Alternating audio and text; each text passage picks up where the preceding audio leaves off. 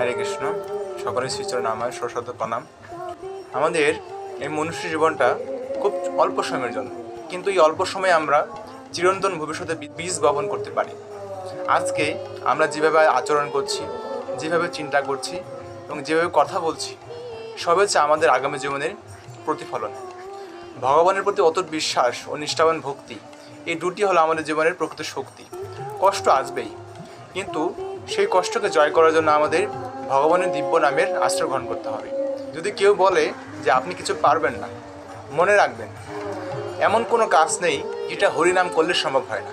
শুধু একবার আমাদের ভক্তি ভরে ভগবানের দিব্য নামের আশ্রয় নিতে হবে, তাহলে আমাদের জীবনে সব কিছু সম্ভব। এই নামে আছে প্রকৃত মুক্তি, চিরন্তন শান্তি এবং চিরন্তন আনন্দ।